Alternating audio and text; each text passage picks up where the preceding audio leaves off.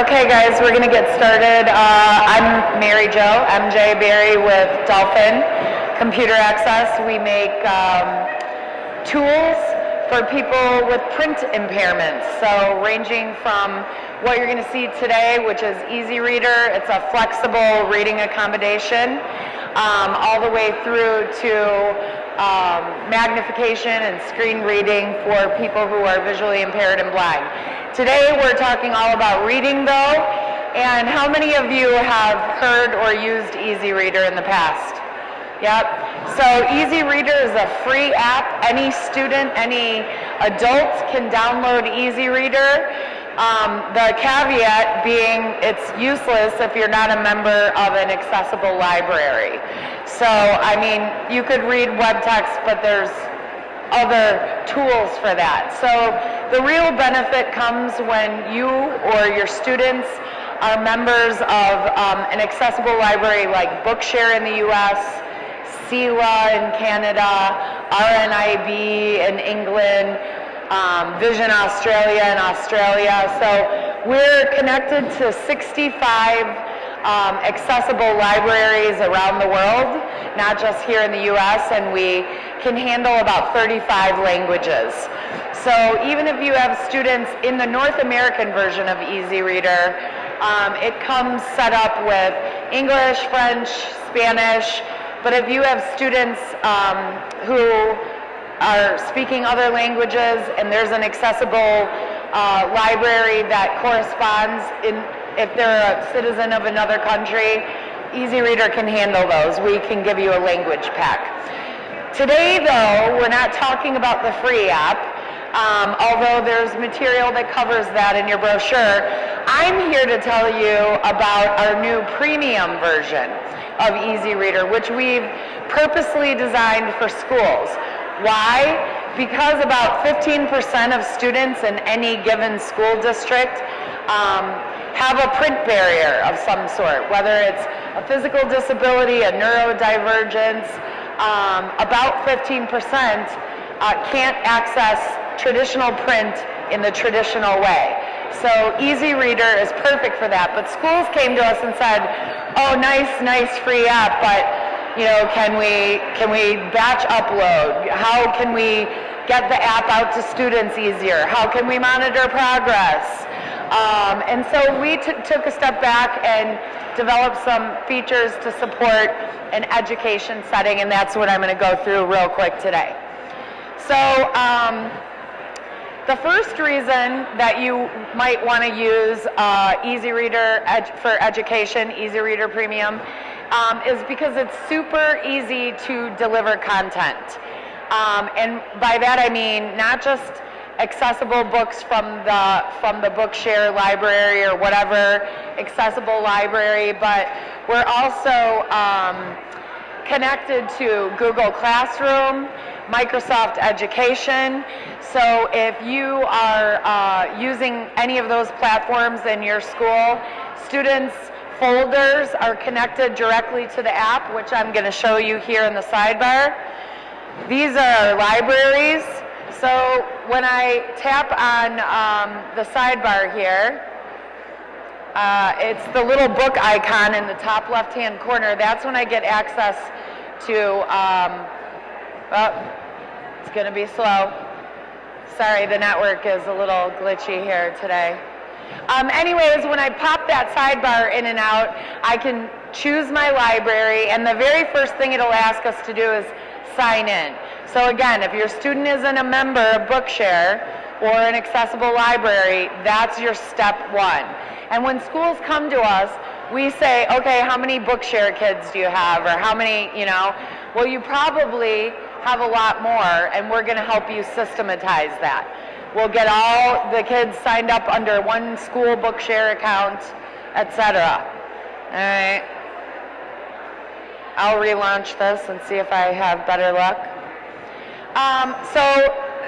Again, I'm gonna, I guess I'm gonna just talk about it. So anyways, they can load Google Docs, Word docs, and Premium also provides a way for students to read PDFs, which the free version doesn't do. So here you see I have my libraries. I'm connected to Bookshare.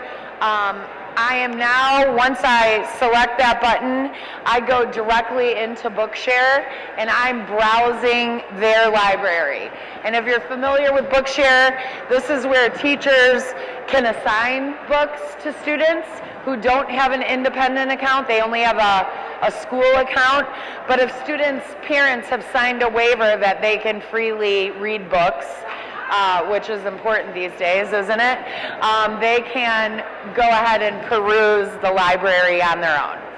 So anyway, back to the sidebar. I can also go into my Google Classroom. Of course, it wants me to sign in because I'm up here and I only did sign in 2 minutes ago, but that's not good enough when you're standing on a stage. So sign in, yep, sign in with Google, waiting for Google. Okay, I'm back in. So now all of my classes are set up and my teachers are putting documents inside those folders and I can access those. The same would be true with Microsoft Education. I can go in there, get my documents. You can also sideload content, which is when you get it from another source, you can copy that text and use what we call our clipboard texts. And it will bring it into EasyReader and save it as its own document. So if students have to go out and get information on the web or somewhere else, they can just copy that and get it into EasyReader. Newspapers, we're connected to NFB Newsline. So if students, again, need a membership for that, they have to qualify. They have direct access to that. So moving on, we're going to go out to the portal. So one of the differences, and I don't know if this will work up here. Does it switch? Oh, good. It does. Except for it turned off. There we go. So out here on the teacher portal or the administrator portal, this is just a web page that you sign into as the administrator. And here's where you can manage students, manage teachers. So teachers have a certain level of permissions, students have a certain level of permissions. I can quickly add teachers, and teachers then, just like Bookshare, can assign books to students, or I can manage students. And the cool thing about EasyReader Premium is this app allows you to universally deliver accessibility, reading accessibility at scale. So you have 3 different ways that you can get students into EasyReader. You can create student logins by uploading a spreadsheet or your class roster, whatever. They don't have to have passwords, so if you have kids that are young, for privacy reasons, you don't have to use any identifiers. You can say, you know, Mrs. B, student 1, whatever you want to do. You can use an invite code, so districts might just email a code to kids, and they click on the link, put the code in, boom, they download EasyReader, and they're already enrolled.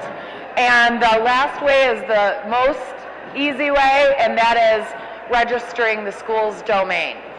And we don't care how many kids in your district sign into EasyReader, because like I said before, if they don't have a qualifying disability, they're not going to be able to use it to its fullest anyway. If they want to use it for web text and they don't have a membership, welcome to it. Use the free version, right? So, helps you build scale. I'm going to go back to EasyReader now and show you what reading a book looks like. So once I go to my library or whatever, and I download books, it's no longer necessary for me to be connected wirelessly or to the internet. These books are now being stored on my device. So I'm just going to open a book.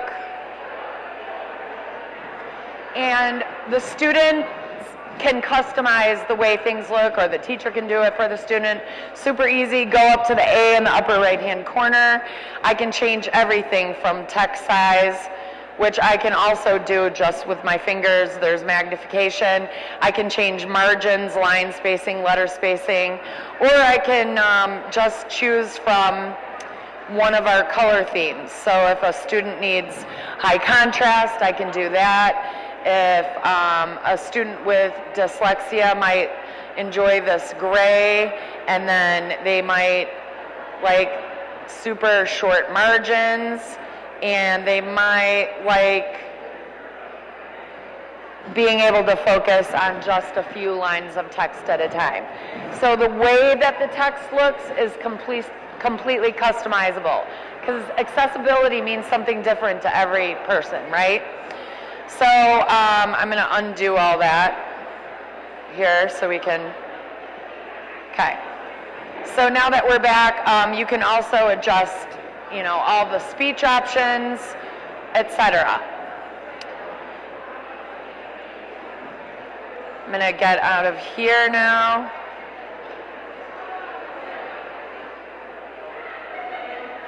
And one thing about Premium is EasyReader is available on 5 platforms, so iOS, Android, Amazon Fire, Windows, and Mac. So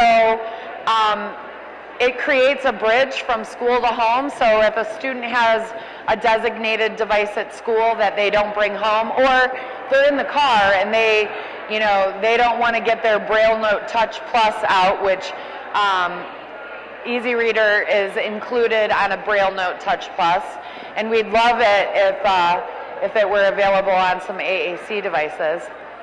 But anyway, it's embedded in that. But if they don't want to use that and they want to pull out their phone or their iPad or they're on the bus, all of their preferences are synced across devices. So they sign in, they start reading where they left off last time, and boom.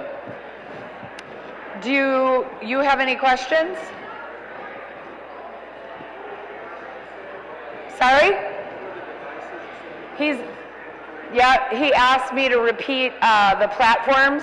So it's iOS, it's all the platforms, except for Linux. So iOS, Android, Amazon Fire, Mac, and Windows.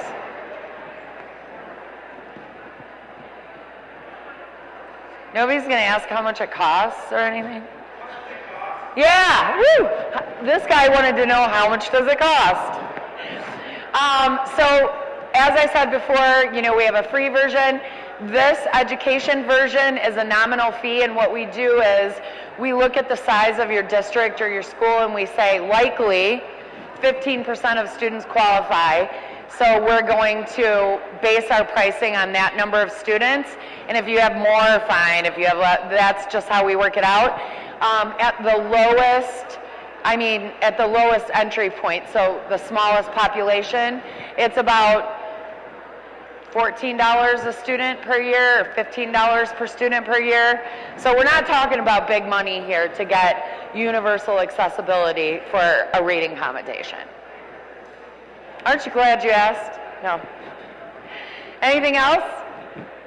It's super easy, so question?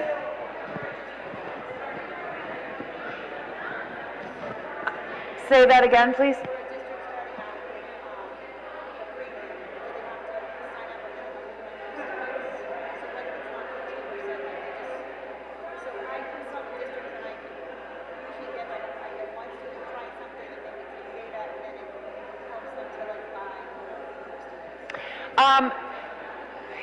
Okay, so that's a good question. She's doing an assessment, she evaluates a student, she just wants to provide the accommodation for maybe that one student and then try it out.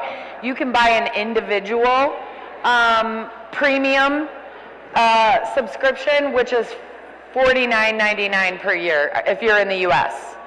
Yeah, so, but the education edition, which has the same features as premium. I don't know if you have the portal though in the individual account. So, I mean, that's the benefit is you get the portal, but, I mean, yeah, we'll figure out a way, yeah. Okay, is my time up? Look how fast that was. Thanks, guys.